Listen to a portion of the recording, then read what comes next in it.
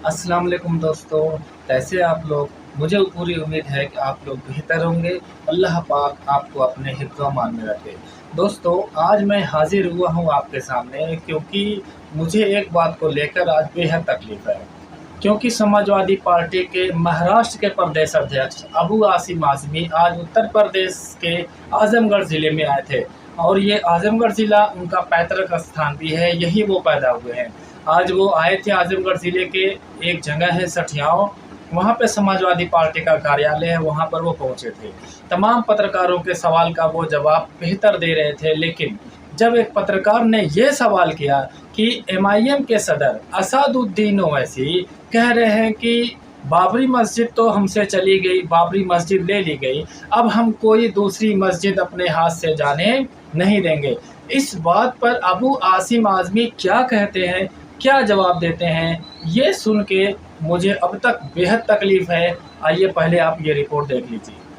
वो ऐसे ही कह रहे हैं कि बाबरी मस्जिद खो चुके हैं, अभी दूसरी मस्जिद नहीं खो रहे हैं। मैं नहीं जानता कौन है, मैं जानता जिसको। वो ऐसे ही कह रहे हैं कि बाबरी मस्जिद खो चुके हैं, अभी दूसरी मस्जिद नहीं खो रहे हैं। मैं नहीं जानता कौन है, मैं नहीं जानता कौन है।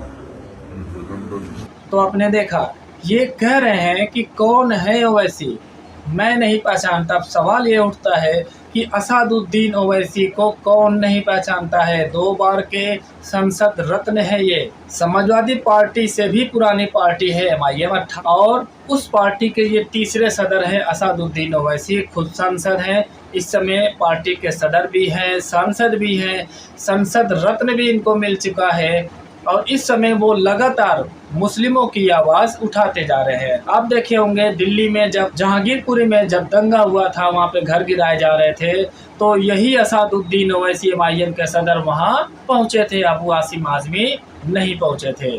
तिलाक का मामला हो, संसद भवन में बिल फाड़ने वाला मामला हो, या हिजाब का मामला हो, एनआरसी सीए का मामला हो, तो हर जगह असदुद्दीन ओवैसी अपनी बात बहुत ही बेबाकी से रखते हैं।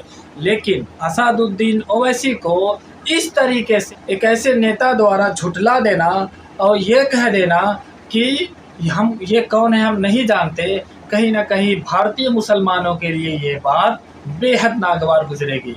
क्योंकि असदुद्दीन ओवैसी को देखा जा रहा है कि पिछले कई दिनों से वो लगातार एक बात कहते जा रहे हैं कि हम ज्ञानवापी मस्जिद को हाथ से जाने नहीं देंगे। क्या अबू आसिम आज़मी का इस तरह का कोई बयान आया? बिल्कुल नहीं आया।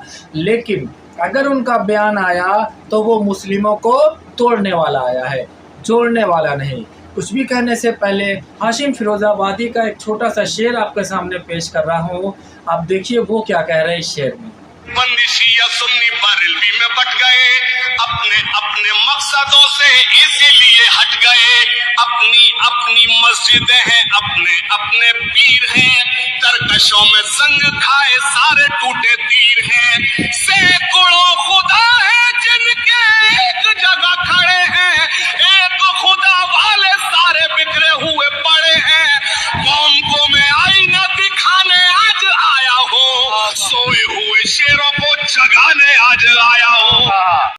आपने देखा, हाशिम फिरोजाबादी कहते हैं कि मैं सोए हुए शेरों को जगाने आया हूँ, लेकिन यहाँ पर मुसलमानों के रहनुमा कहे जाने वाले अबू आसिम आज़मी तो कह रहे हैं कि हम ओवैसी को नहीं पहचानते हैं। अब सवाल ये उठता है कि इतने सीनियर लीडर अबू आसिम आज़मी, कई बार के विधायक महाराष्ट्र के, वो ऐसी बात कर रहे हैं, तो क्या ये मुसलमान हिंदुस्तान का एक हो सकता है? हो सकता है? बिल्कुल नहीं हो सकता। क्योंकि इन नेताओं के अंदर ही जब जोड़ नहीं है, जब इन नेताओं के अंदर ही कटाव है, तोड़ है, तो हम आम मुसलमानों का क्या होगा, आप बहुत अच्छे से समझ सकते हैं।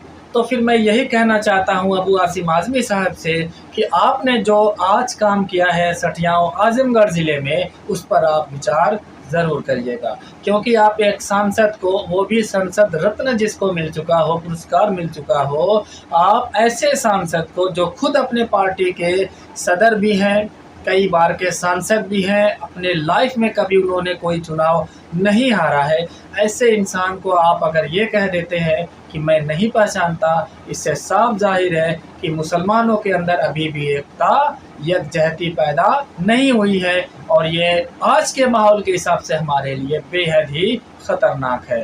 तो मैं अपील करता हूँ अबू आसिम आज़मी साहब से कि आप अपने इस बात पर, इस बयान पर ज़रूर विचार करिएगा और अगर हो सके तो आप यकजहती का नमूना ज़रूर पेश करिएगा।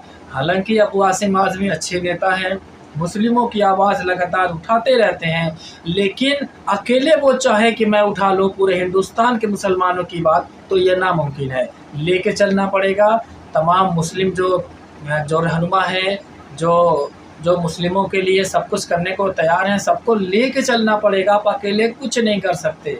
इसलिए मैं गुजारिश करूँगा कि ये जो तोड़ नज़र आ रहा है इसको ख़त्म करके जोड़ लेकर आइए, यकजहती लेकर आइए। आज के वक्त में मुसलमानों को यकजहती दिखाना बेहद ज़रूरी है।